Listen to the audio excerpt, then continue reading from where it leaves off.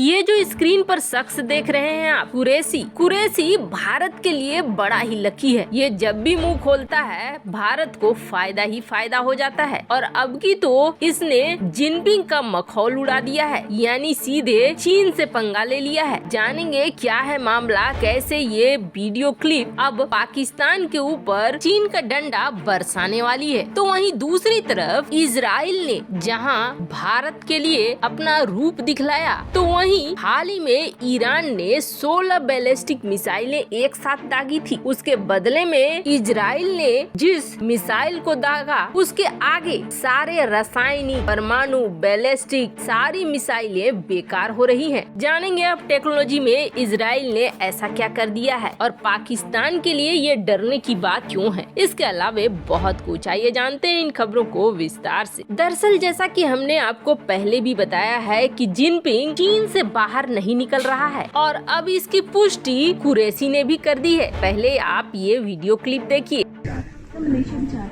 Malaysia और बात है, चाइना की बात हो रही है। चाइना किसी को अलाउ नहीं करता। सर हम लॉजिक नहीं है ना, वायरस का जो एक है वो वैक्सीनेशन है, क्वारंटीन है। पाकिस्तान में भी यार मुझे क्या समझा रहे हो, मुझे नहीं पता।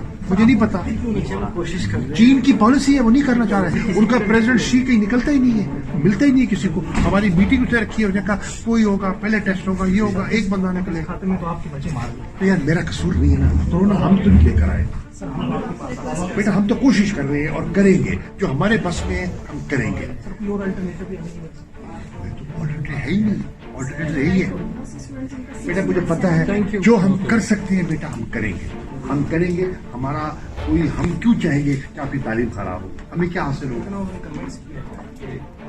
बेटा। तुम्हारा ख्याल हम नहीं करते हैं, पूरा सिटी बंद कर यार 2 साल अगर कोरोना बढ़ेगा 2 साल और हो सकते हैं।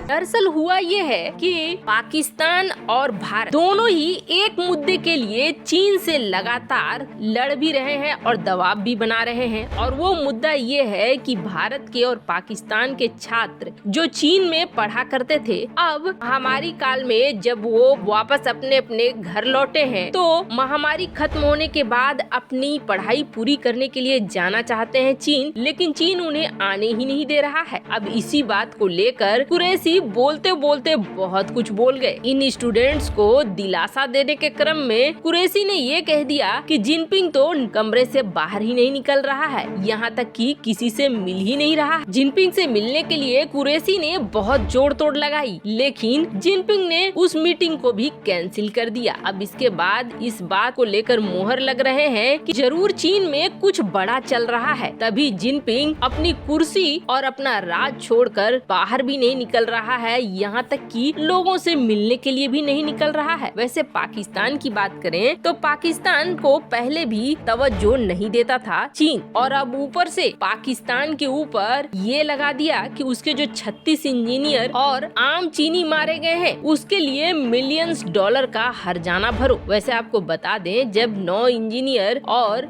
बाकी आम चीनी लोग मारे गए थे, जिसे जोड़कर 36 की संख्या बता रहा है चीन, तब पाकिस्तान इसलिए खुश हो रहा था कि उसे लग रहा था चीन इसके लिए भारत को दोष देने में सफल हो जाएगा और भारत की तरफ मोड़ देगा अपनी गलतियों को छिपाने के लिए। लेकिन उल्टा हुआ ये कि चीन ने मिलियन डॉलर के जुर्माने ठोक दिए। और आपको बता दें, चीन अपनी जगह पे सही है, क्योंकि अपने लोगों की सुरक्षा के नाम पर चीन बड़ी रकम पाकिस्तानी सेना को देता है। ऐसे में उस जुर्माना ठोकना तो बनता ही है। पर अब मजे की बात ये है कि पाकिस्तान ने इस जुर्माने को स्वीकार कर लिया है और जुर्माना देने को तैयार है। लेकिन कैसे? चीन से ही कर्जा लेकर फिर चीन को ही जुर्माना देने की बात चल रही है। अब तो ऐसा लगता है जैसे इस देश का कुछ नहीं हो सकता है। वहीं दूसरी तरफ हाल ही में ईरान ने 16 बैलिस्टिक मिसाइलों को एक साथ दागा था और एक साथ दागने के बाद ये संदेश दिया था कि हम इजराइल के लिए खास संदेश दे रहे हैं और उसके साथ ही अमेरिका के लिए खास संदेश दे रहे हैं कि हम तैयार हैं और हम कुछ भी कर जाएंगे। लेकिन ऐसा लग रहा है जैसे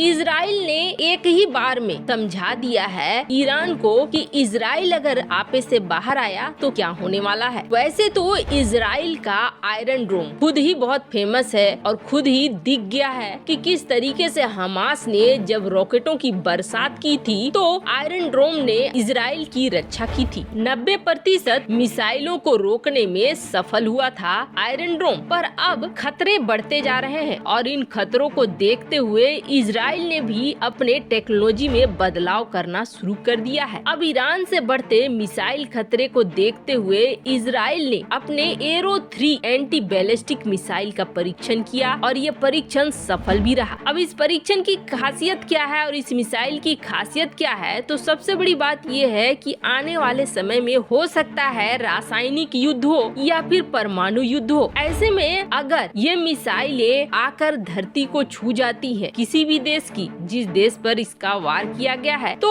उसके वायुमंडल में एक तो रेडिएशन फैल जाएगा और तबाही का रूप और भी ज्यादा भयानक हो जाएगा। ऐसे में एक ऐसे टेक्नोलॉजी की जरूरत थी जो बाहरी वायुमंडल में ही, अंतरिक्ष में ही इन मिसाइलों को तबाह कर दे ताकि रेडिएशन और रासायनिक पदार्थ देश के अंदर न घुस पाए। और इजराइल को इसमें सफलता मिल गई। दरअसल इजराइल ने पहले एरो 2 बनाया था, 1 बनाया था, पर अब एरो 3 ने धरती के वायुमंडल के बाहर ही दुश्मन के मिसाइल को तबाह कर दिया। मतलब जो रहा सहा कसर था रासायनिक युद्ध का और परमाणु युद्ध का डर, वो इजराइल ने खत्म कर दिया। इजराइल का ये वेपन सिस्टम बेहद एडवांस माना जा रहा है। तो वहीं पाकिस्तान इसलिए परेशान है क्योंकि इजराइल और भारत की दोस्ती लगातार देखने को मिल रही है। अब यूएई के अबू धाबी में जो कांड हुआ जिसमें ड्रोन से हमला किया गया और तेल टैंकर वगैरह उड़ गए, उसमें 2 भारतीय भी मारे गए। जिसके बाद जब संवेदना प्रकट करने की बारी आई तो इस मामले में इजराइल ने जहां इस घटना का विरोध किया तो वहीं साथ ही साथ भारत के प्रति भी संवेदना